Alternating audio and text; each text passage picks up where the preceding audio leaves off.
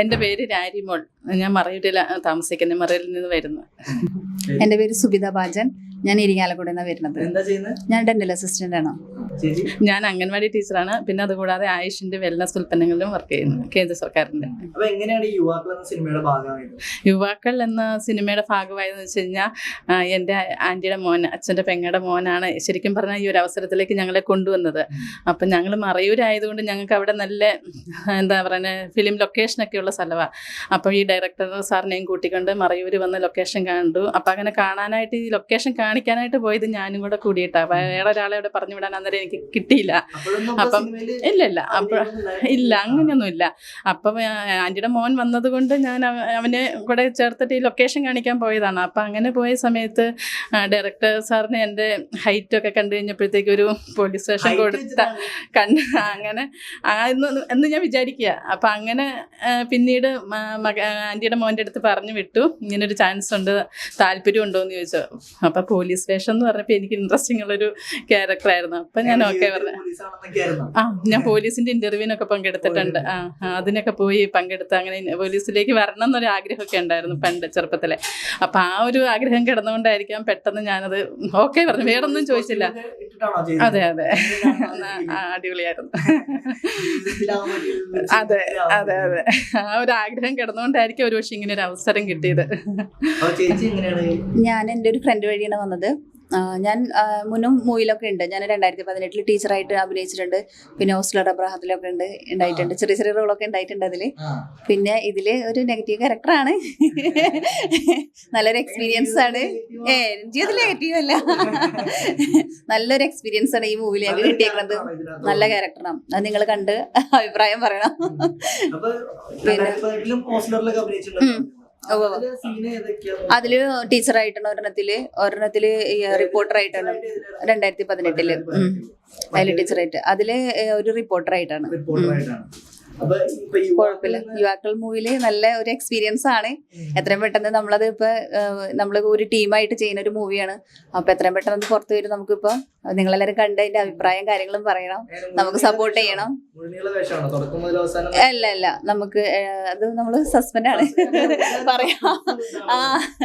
അത് നിങ്ങൾ കണ്ടാലല്ലേ പറയാൻ പറ്റുള്ളൂ.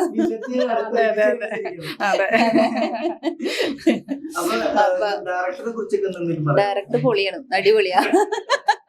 കാരണം അതുപോലെ ഒരു ഡയറക്ടർ ഞങ്ങളുടെ ജീവിതത്തിൽ ഞങ്ങൾ കണ്ടിട്ടില്ല. കാരണം എന്താ വെച്ചാല് അത്രയും സപ്പോർട്ടീവാണ്. ആളുടെ എന്താ പറയാ, നമുക്ക് ഡയലോഗൊക്കെ പവർ ഇല്ലാതെ തന്നെ ഞങ്ങൾക്ക് സപ്പോർട്ടിംഗ് ആയിട്ട് നിൽക്കുന്ന സപ്പോർട്ടിംഗാണ്. ആളുടെ നമുക്ക് പറഞ്ഞു തരണമൊക്കെ നമ്മളൊരു മോളെ പോലെ കണ്ട് എല്ലാ കാര്യങ്ങളും പറഞ്ഞു തരലും കാര്യങ്ങളൊക്കെ നമുക്ക് ആള് നല്ല ആക്റ്റീവാണ്. അതുകൊണ്ട് നമുക്ക് ഈ സിനിമയിൽ നമുക്ക് നല്ലൊരു എക്സ്പീരിയൻസ് ആയിരുന്നു. അതുകൊണ്ട് ഞങ്ങള് നല്ല ഹാപ്പിയാണ് ഈ മൂവിയില്. അതെ അതെ. പിന്നെ ഇതിനകത്ത് ഒരു വേഷം എൻ്റെ അച്ഛനും ചെയ്യുന്നുണ്ട്. ഒരു വേഷം ക്യാരക്ടർ എൻ്റെ അച്ഛനും കൂടി ചെയ്യുന്നുണ്ട്. അച്ഛനും നല്ലൊരു റോള് തന്നെയാണ്. ആദ്യം മുതൽ അവസാനം വരെയുള്ളൊരു നല്ല റോള് തന്നെയാണ്. എന്തായാലും ഈ സിനിമ നല്ലൊരു മെസ്സേജ് കൊടുക്കുന്നതായിരിക്കും. എല്ലാവരും അത് കണ്ട് ഞങ്ങൾക്ക് വേണ്ട സപ്പോർട്ടും അതോടൊപ്പം നമ്മൾ ചെയ്തതിൻ്റെ പോരായികളും ചൂണ്ടിക്കാണിക്കുമ്പോൾ നമുക്ക് എന്താ പറയണേ, നമ്മുടെ ഒരു വിലയിരുത്തലാണല്ലോ നമ്മളെ അത് മാറ്റി ചിന്തിപ്പിക്കാനായിട്ട് പ്രേരിപ്പിക്കുന്നത്. അതും ഞങ്ങൾ പ്രതീക്ഷിക്കുന്നു. അപ്പം എന്തായാലും ഈ സിനിമ ഒരു നല്ല ഒരു ഇമേജ് തരുന്നതായിരിക്കും. നല്ലൊരു എന്താ പറയണ, ഫുള്ളും നല്ലൊരു മെസ്സേജ് ഇതിന്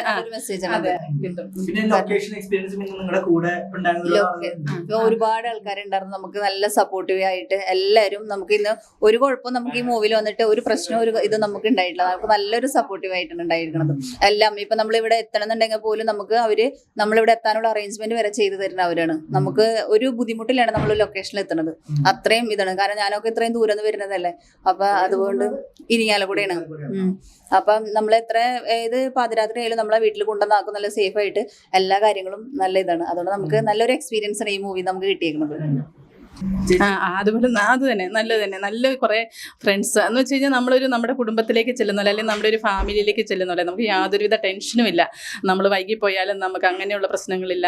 നമ്മൾ ഒക്കെ നല്ല സേഫായിരിക്കും. നമുക്ക് യാതൊരുവിധ ടെൻഷനും ഇല്ല. കാരണം നമ്മൾ ഇച്ചിരി വൈകിപ്പോയാൽ നമ്മളെ കൃത്യമായിട്ട് എത്തിക്കാനായിട്ട് ഡയറക്ടറുടെ സാറിൻ്റെ ഒരു പ്രത്യേക കരുതലുണ്ട് നമുക്കവിടെ. അതുകൊണ്ട് നമുക്ക് ആ ഒരു ഫീൽഡിൽ വന്നു കഴിഞ്ഞ് കഴിഞ്ഞാൽ മറ്റ് സിനിമകളിലൊക്കെ പറയുന്ന പോലെയുള്ള പ്രശ്നങ്ങളോ അങ്ങനെ യാതൊന്നുമില്ല. നമ്മൾ ഫുള്ളും നമുക്ക് ധൈര്യമുണ്ട്. കാരണം നമുക്ക് എന്താ നമ്മൾ ഒറ്റയ്ക്ക് പോയാൽ പോലും നമുക്ക് പ്രശ്നമില്ല എന്നുള്ളൊരു ധൈര്യം നമുക്ക് എഴുതി തരുന്നു. കാരണം നമ്മൾ ഒരു ആങ്ങളെ പെങ്ങളും മക്കളെ അങ്ങനെ കൂടുന്ന ഒരു കുടുംബം ഉണ്ടല്ലോ, ആ ഒരു കുടുംബത്തിന്റെ ഒരു ഇമേജാണ് ഞങ്ങൾക്ക് ഇവിടെ വന്നു കഴിയുമ്പോൾ കിട്ടുന്നത്. കാണാതിരുന്ന കുറെ ആൾക്കാരെ പെട്ടെന്ന് കാണുമ്പോൾ അല്ലെ, സൗഹൃദങ്ങൾ വീണ്ടും വീണ്ടും പുതുക്കുമ്പോൾ ഉണ്ടാകുന്ന നല്ലൊരു ഗ്രൂപ്പ് ഞങ്ങൾക്ക് ഉണ്ടായി. അതുകൊണ്ട് ഞങ്ങൾക്ക് എല്ലാവരും വിശേഷങ്ങളും കാര്യങ്ങളും അറിയാൻ പറ്റി. മോശമായിട്ട് ഒരാളും നമ്മളോട് ക്യാരക്ടർ അങ്ങനത്തെ ഒരു ഇത് ഉണ്ടായിട്ടില്ല, നമുക്ക് എക്സ്പീരിയൻസ് ഉണ്ടായിട്ടില്ല. നല്ലൊരു ഇതന്നെയാണ് തീർച്ചയായിട്ടും. ഓഡിയൻസ് പറയാനുള്ളത് നമുക്ക് ഈ സിനിമ കാണണം, ഞങ്ങളെ സപ്പോർട്ട് ചെയ്യണം, എന്തെങ്കിലും പോരായ്മകൾ ഉണ്ടെങ്കിൽ പറയണം. എന്തായാലും നല്ലൊരു മൂവിയാണ്, അപ്പൊ അതെല്ലാരും കാണാം.